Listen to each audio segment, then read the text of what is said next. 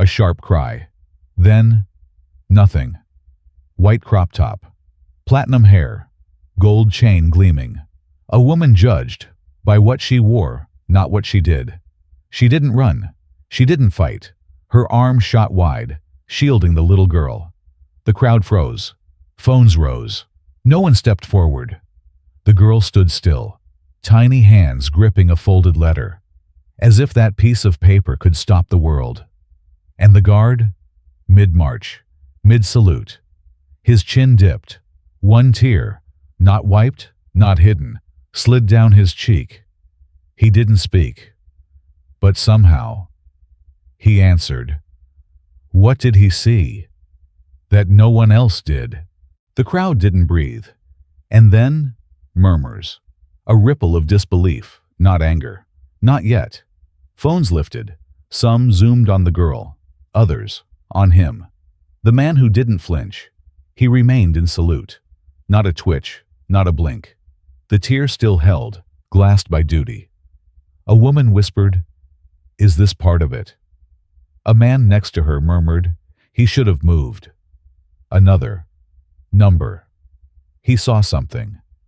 Some watched the child. Some watched the soldier. But none watched the woman in white, who stood like a blade between them. Her hand still outstretched. Her mouth shut now. The scream had passed. But her stance refused to fade. And still, he saluted. Not to the crown. Not to the flag. But to something only he seemed to recognize. What held his hand mid-air wasn't protocol.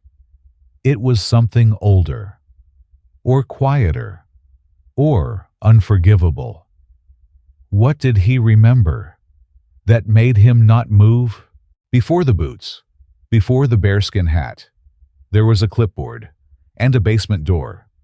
The light was yellow that day. Dust caught mid-air. Silence. Not ceremonial, but abandoned. He stepped over broken tiles, past coats on nails, and saw her, 7 years old. Eyes wide, lips cracked. A paper in her hand, creased, damp, deliberate. She didn't speak. She only held it out. To him. He didn't take it, didn't report it, didn't stop the eviction.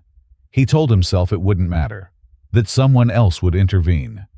That silence wasn't complicity. The next day, the house was cleared. No child, no note. Only a single red shoe left in the hallway, turned inward. He has not returned to that burrow since. But in every letter he didn't open, he wonders if that one was meant for him. And when he saw this girl today, he didn't need to read her letter. The wind shifted, and so did the crowd. A camera clicked, then another. Fingers pinched to zoom. Someone whispered, "Why isn't he moving?" Another voice, sharper. "He's letting her block the parade." Laughter, but thin, nervous. Someone coughed. A ringtone buzzed, then silenced. The air turned dense. Shadows grew longer across the stones. The light no longer gold. Gray, now. Cold. A boy tugged his father's sleeve. "Is the guard broken?" he asked. The man looked away. The woman in white stayed rooted. So did the girl. So did he. But the circle was forming. Phones raised. Comments typed. Judgments made. And still, he didn't move, didn't flinch, didn't fall into the noise. Behind him, a mother sighed and said, "Coward." The insult didn't land, but the silence that followed wrapped around him like rope. And still, no one stepped closer. He hadn't blinked, but his hand, his right hand, saluting, began to tremble. Barely. It wasn't from strain. It was something else. A slow shift. The white glove, creased near the wrist, peeled slightly at the seam. A slip of paper, yellowed, folded 4 times, tucked beneath the stitching. It fluttered. Once, then settled. No one noticed. Not yet. But he saw it. So did the child. Her eyes locked on it. not with fear, but memory. The woman in white looked down, then slowly turned her gaze upward, as if sensing a pattern not yet revealed. And in that moment, the guard's hand stiffened again, pressing the seam shut like sealing a secret he'd once promised to forget. The parade had not resumed. The phones kept rolling, but only the letter moved. And no one could explain how it had already turned towards her. A woman in the back shouted, "Why is no one stopping her?" Another voice, closer, "Why is he not stopping anything?" Footsteps scuffed stone. A man stepped forward, phone in hand, streaming live. His thumb hovered over the screen, then zoomed on the child. Someone pulled him back, a light shove, not violent, just tired, like the world didn't want to see this frame too closely. A murmur rose, then arguments, then names. Parasite, coward, martyr. The noise crept forward, but the guard remained still, except his glove, still raised, tensed, his fingertips curled inwards, as if holding something sharp inside the salute. The woman in white turned slightly, her body now fully between the child and the world. No words, just a breath. And somewhere in the crowd, a child's voice broke through. "Is he crying?" No one answered. But the next shout didn't come from the crowd. She stepped forward. Not the woman in white, but the oldest in the crowd. Gray coat, ironed sleeves, eyes that had seen things. She didn't speak, just walked, slowly, towards the guard. No one stopped her. Even the noise held its breath. In her hand, a photograph. Edges worn. One face missing, torn out. She held it up, not to the soldier, but to the girl. The girl nodded, barely. And for the first time, the guard blinked. She then whispered, "He didn't keep the letter.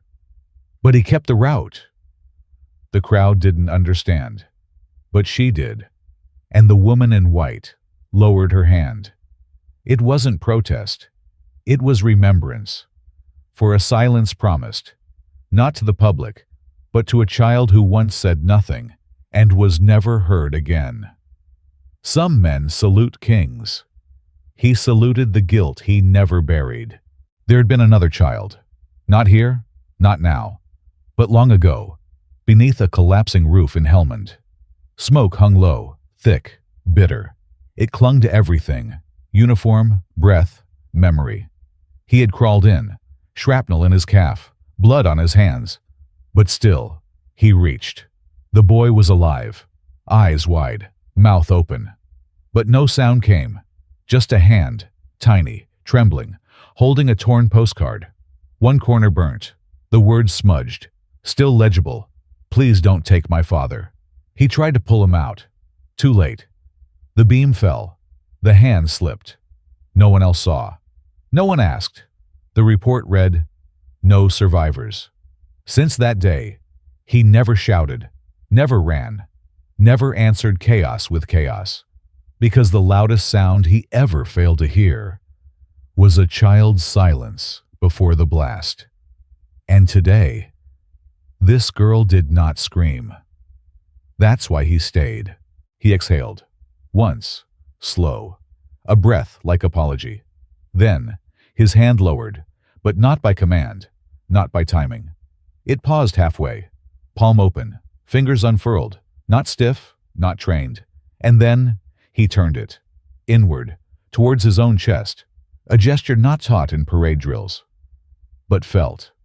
The salute, broken, reversed, not to the flag, but to the child, to the silence, to the part of him still buried beneath a roof that never held. The courtyard shifted. A phone dropped. A man removed his hat. Someone whispered, "He's not saluting us." And the girl, still holding her letter, stepped one pace forward. No one stopped her. No one dared. The woman in white placed her hand on the girl's shoulder. The world didn't fall silent. It became silence. And in the center of it all stood a man, saluting something we had all forgotten to believe in. No one moved. Even the wind forgot its place. A phone, still recording, tipped gently downward.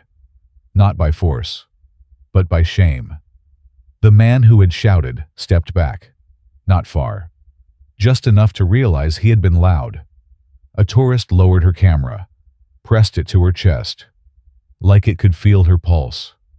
The boy who'd asked if the guard was broken said nothing now, but he held his father's hand tighter. And the father didn't let go. A pigeon landed. No one startled. The woman in white stood still, but her shoulders dropped, just slightly, like something had been lifted, or forgiven. Even the light paused. Long shadows stopped reaching. No one laughed. No one scrolled. No one knew what to say. And from the back of the crowd, an elderly man removed his hat, held it to his heart, and closed his eyes. The girl stepped back, letter still in hand, unopened, uncreased, but no longer trembling.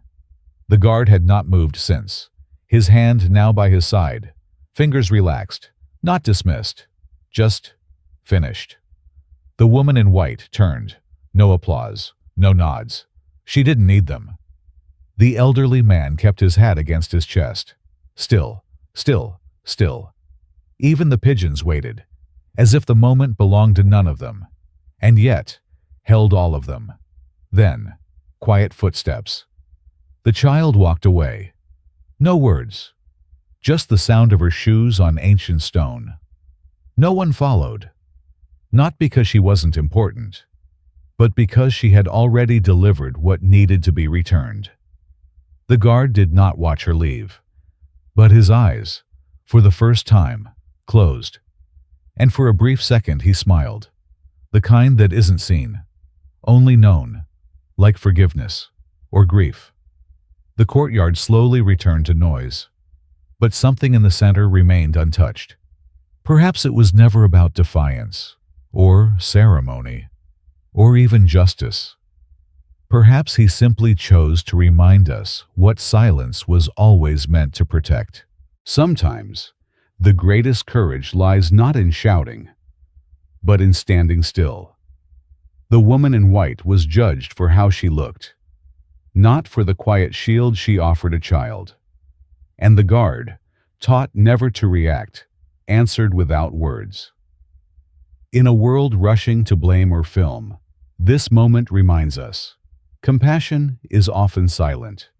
We do not always know someone's story, nor the weight behind a single gesture. But kindness, when offered without seeking approval, leaves a mark no camera can erase. Perhaps, as we grow older, the question is no longer who was right, but who chose to protect when no one else did. Let that be the legacy we pass on.